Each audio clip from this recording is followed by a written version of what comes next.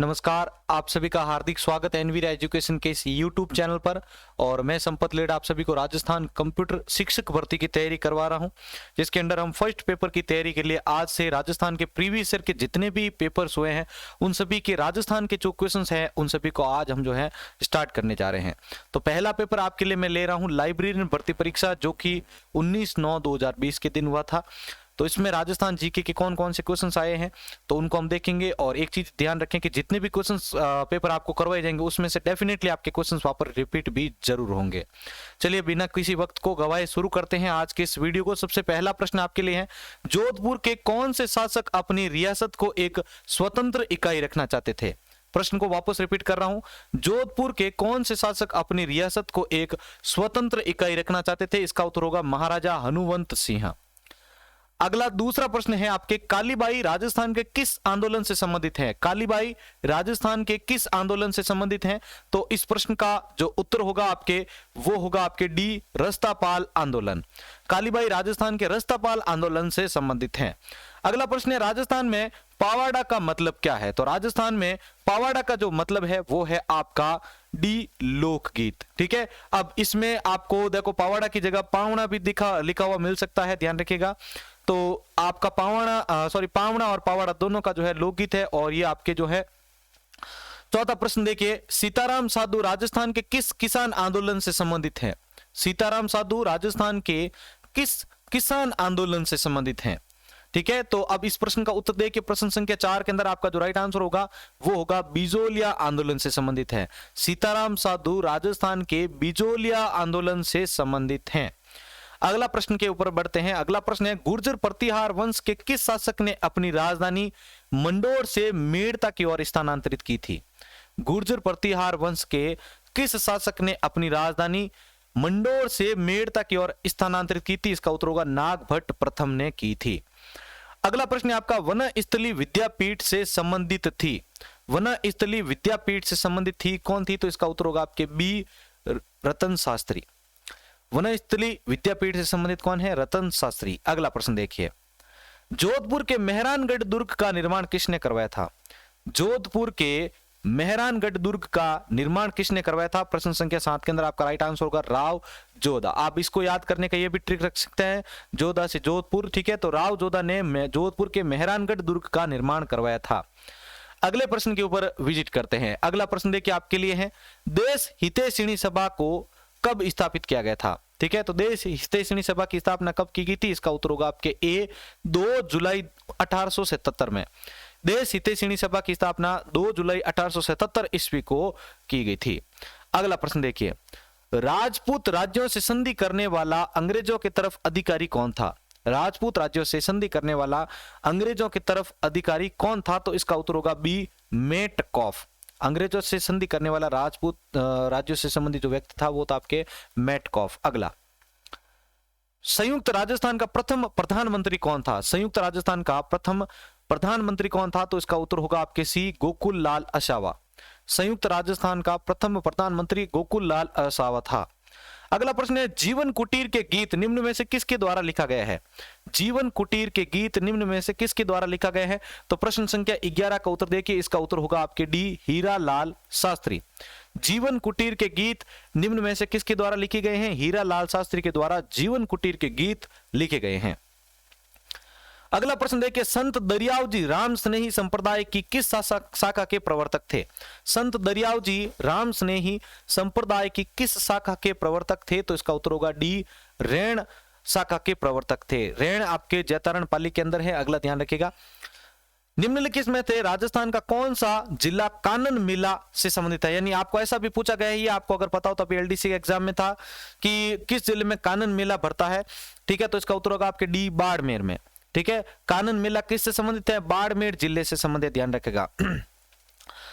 ठीक है, और इसी का एक और एग्जाम में क्वेश्चन आ चुका आपको अगर पता हो तो। ठीक है, आपके आईए के अंदर भी इसका क्वेश्चन देखने को मिला था कि इस मेले पर जो है प्रमुख नृत्य कौन सा देखने को मिलता है? तो ध्यान रखना, गेर नृत्य है इससे संबंधित। ठीक है, कानन मेले से संबंधित जो नृत्य है वो है आपका गेर नृत्य। और कानन मेला कहां बढ़ता है? तो ये आपको बताना है बाड़मेर में। चलो अगला, निम्नलिखित में से किस जिले में भीमलाट विजय स्तंभ स्थित है? ठीक है, भीमलाट विजय स्तंभ स्थित है। अगर आप पैनोरमा की बुक पढ़ चुके हैं तो वहां पर आपको चौथे पेज पर इस क्वेश्चन का आंसर मिलेगा। ठीक है, तो भीमलाट विजय स्तंभ जो है कहां पर स्थित है, तो इसका उत्तर होगा आपके सी, भरतपुर में स्थित है भीमलाट। ठीक है, आप इसको भ से भ ऐसा मैच करके भी याद कर सकते हैं।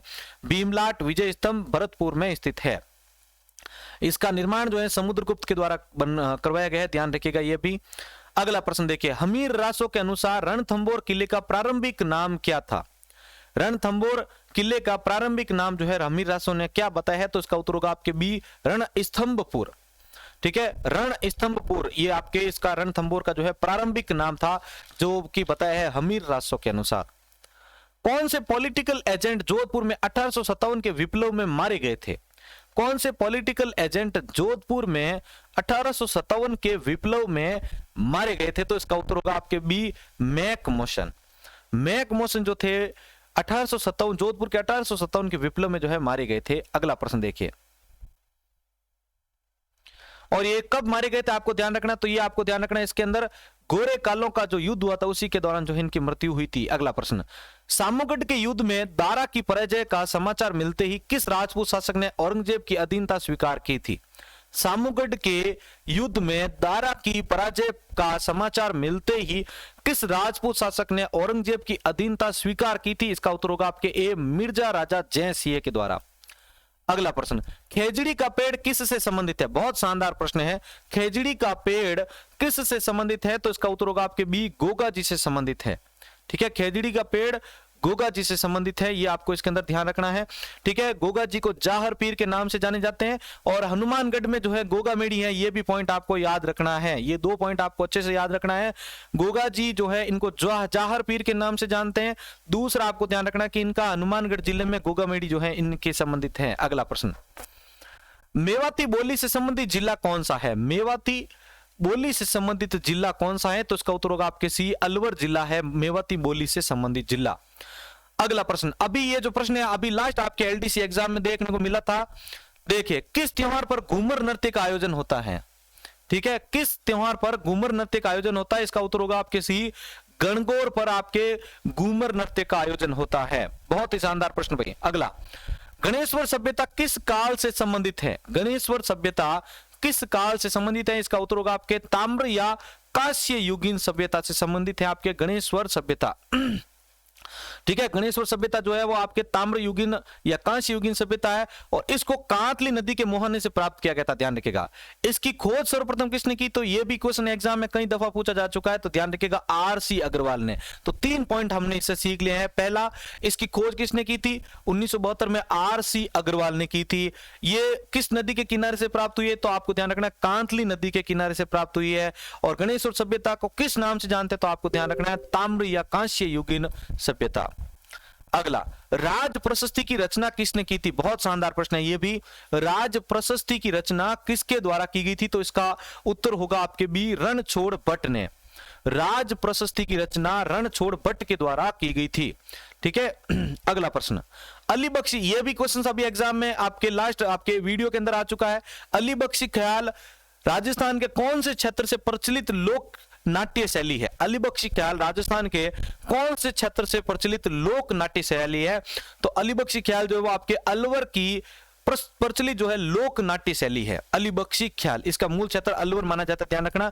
और इसके जनक कौन है, तो अली बख्श। अब अली बख्शी से आप अली बख्शी से जो है अली बख्श याद रखना है आपको। अली बख्श को अलवर का रस ख्याल भी कहा जाता है, ये भी ध्यान रखिएगा आप। 3 पॉइंट आप नोट डाउन कर ले अपने पास में। अली बख्शी ख्याल जो है वो अलवर से संबंधित है, और अली बख्शी का अगर आपको पूछ ले कि जनक कौन है, तो आप अली बख्शी को अलग अलग कर दीजिए, मतलब अली और बख्श। तीसरा पॉइंट याद रखना है इसका कि इसको हम रस ख्याल भी कहते हैं। किस अली बख्श को रस ख्याल के नाम से भी जानते हैं। चलिए अगला प्रश्न अभी आपके बहुत ज्यादा ट्रेंडिंग में चल चुका है। मूसी महारानी की छतरी कहां पर स्थित है?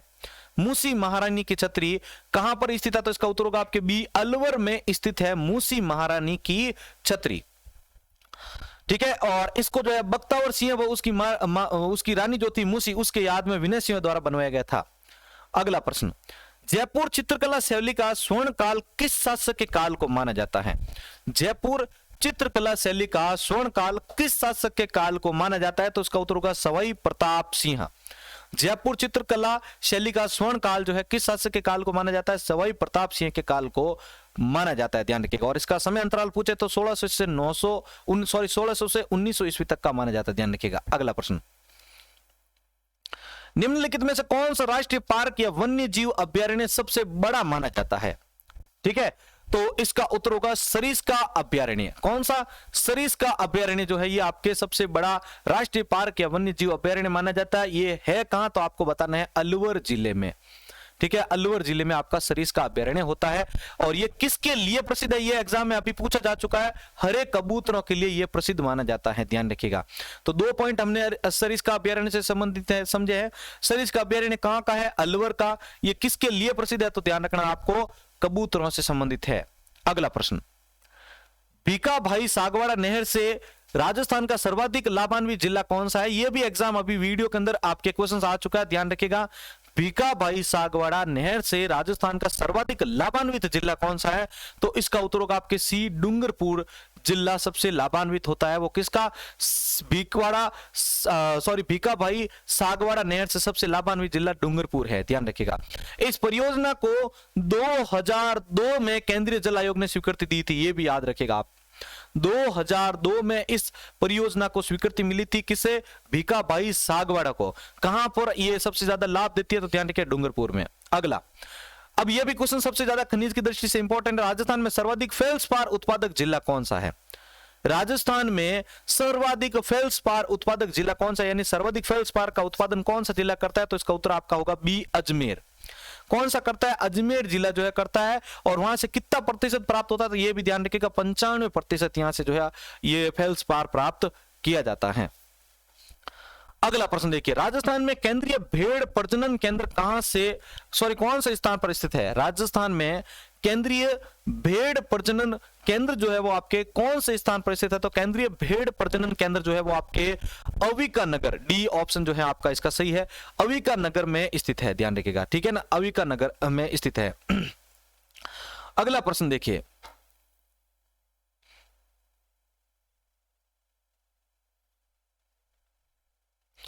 ये अविका नगर कहां है? तो ये भी आप ध्यान रखिएगा टोंक जिले में है। अविका नगर टोंक जिले में है, ठीक है।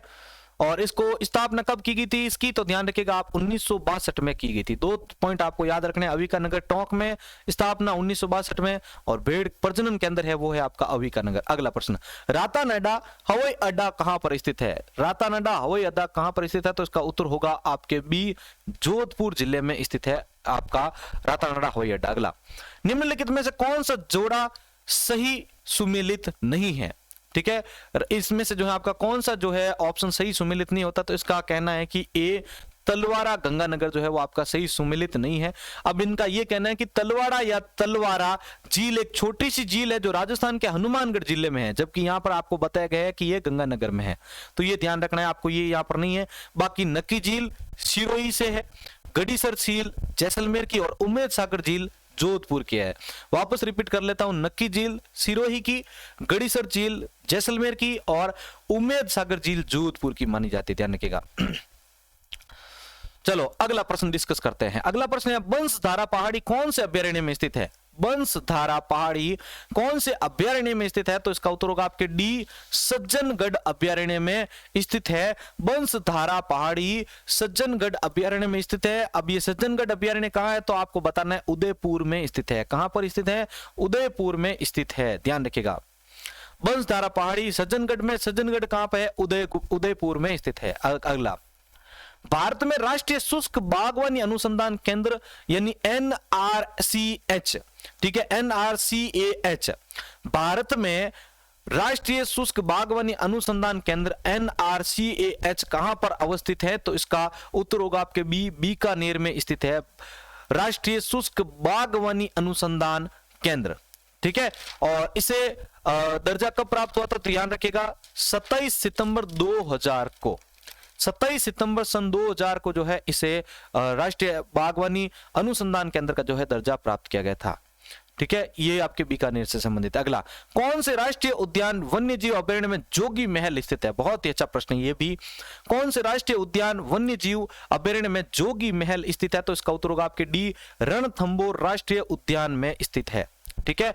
रणथंभौर राष्ट्रीय उद्यान में जो है आपके जोगी महल स्थित है, ध्यान रखिएगा।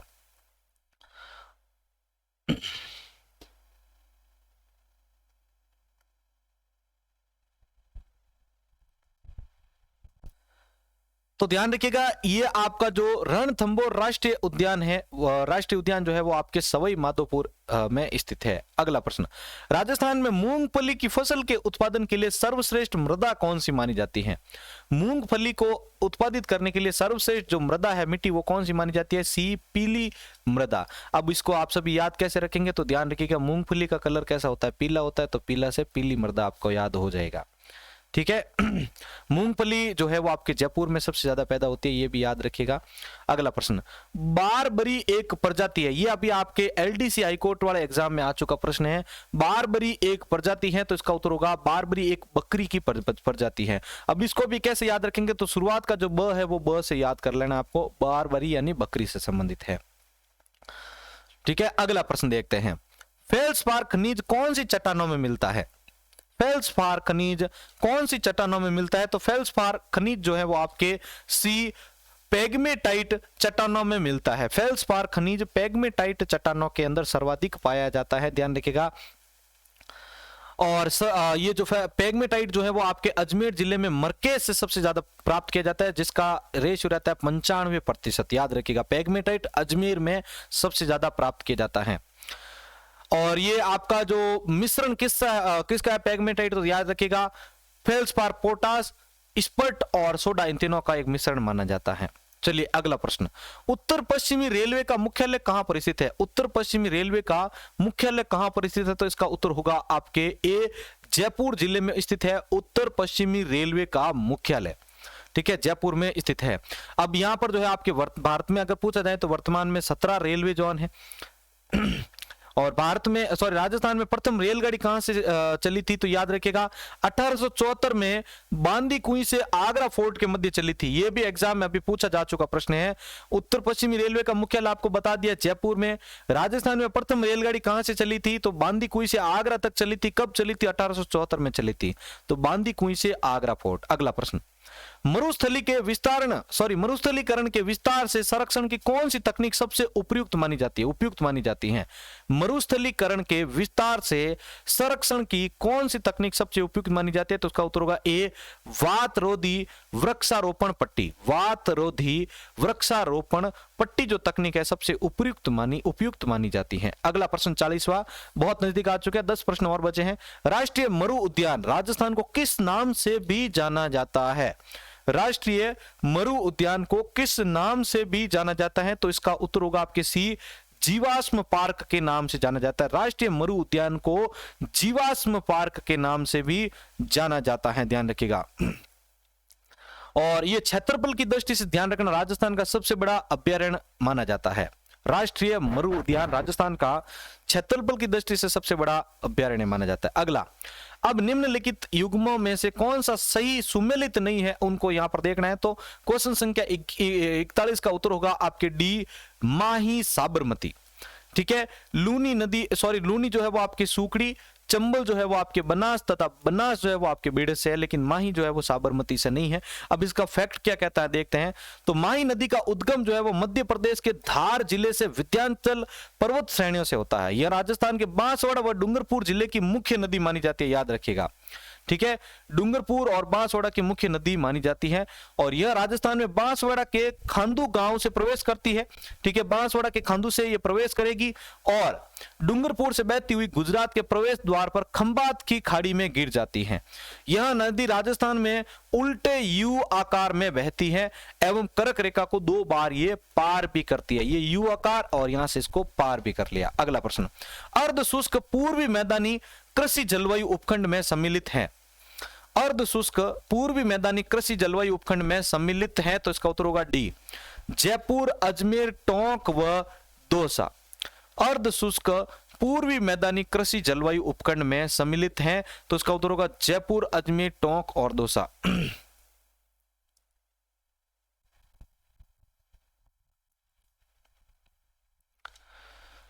अगला प्रश्न देखिए, गजनेर लिफ्ट नहर का नया नाम क्या है? गजनेर लिफ्ट नहर का नया नाम क्या है? तो इसका उत्तर होगा बी, पन्नालाल बारूपाल लिफ्ट नहर। ठीक है, गजनेर लिफ्ट नहर का नया नाम क्या है? तो गजनेर लिफ्ट नहर का नया नाम है आपके बी,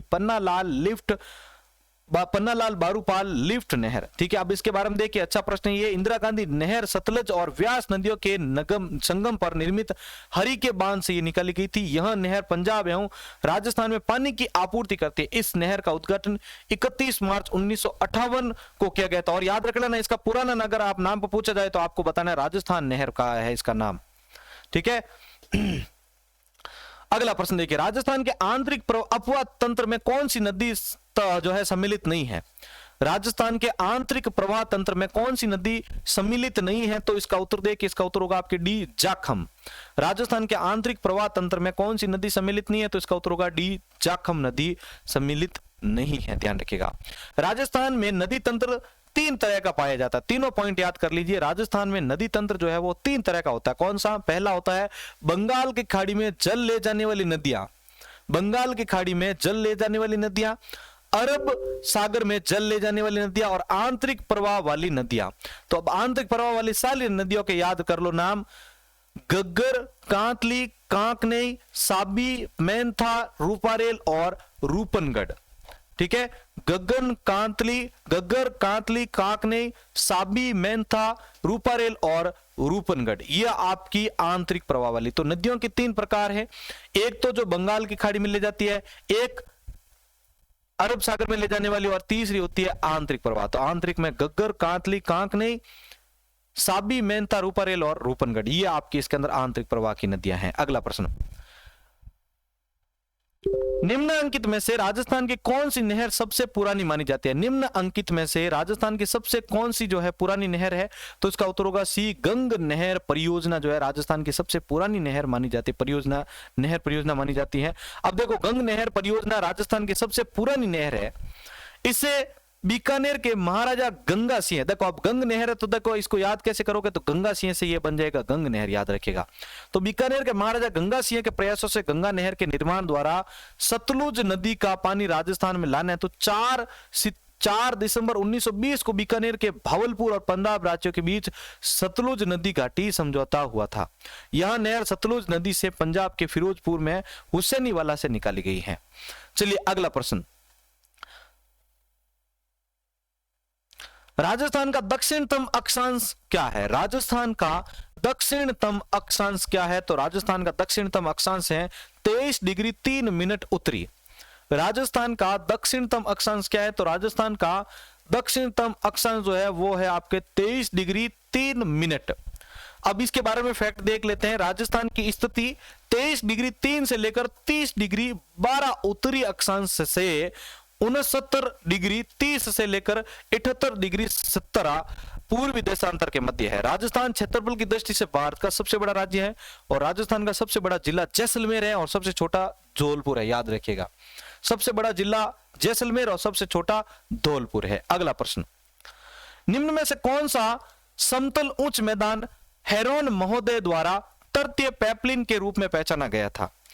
निम्न में से कौन सा समतल उच्च मैदान हेरोन महोदय द्वारा तृतीय पैपलिन के द्वारा पहचाना गया था? इसका उत्तर होगा डी, मालपुरा करौली मैदान। ठीक है, मालपुरा करौली मैदान। अब कुछ इसके बारे में एक अच्छा पॉइंट यहां पर मुझे जहां लग रहा है कि बनास तथा उसकी सहायक नदियों द्वारा सिंचित मैदान दक्षिण में मेवाड़ का मैदान तथा उत्तर में मालपुरा का मैदान कहलाता है। बनास और उसकी सहायक नदियों के द्वारा जिस मैदान को सिंचित किया जाता है उसको दक्षिण में मेवाड़ का मैदान तथा उत्तर में मालपुरा का मैदान कहलाता है। ध्यान रखिएगा, एक नक्शा बना ले आप, एक छोटा सा, ऊपर में उत्तर की ओर लिख दें कि बनास और उसकी सहायक नदियां जहां पर जल देती है, मतलब सिंचित करती है, तो उत्तर में तो उसको बोलते हैं हम मालपुरा का मैदान, और उसी मैदान को हम दक्षिण में नीचे की ओर बोलेंगे क्या? मेवाड़ का मैदान। ये 2 पॉइंट आपको इसका ध्यान रखना है। अगला प्रश्न देखते हैं। अब सिर्फ 3 प्रश्न और बचे हैं। जून और जुलाई माह में कौन से जिले में सर्वाधिक धूल भरी आंधियां चलती है? जून जुलाई में कौन से जिले में सर्वाधिक धूल भरी आंधियां चलती है? तो इसका उत्तर होगा आपके ए, गंगानगर में। ठीक है, और इसका एग्जाम में क्वेश्चन इस प्रकार से भी आता है कि सर्वाधिक आंधियों वाला जो है जिला कौन सा है? गंगानगर। अगला प्रश्न देखते हैं।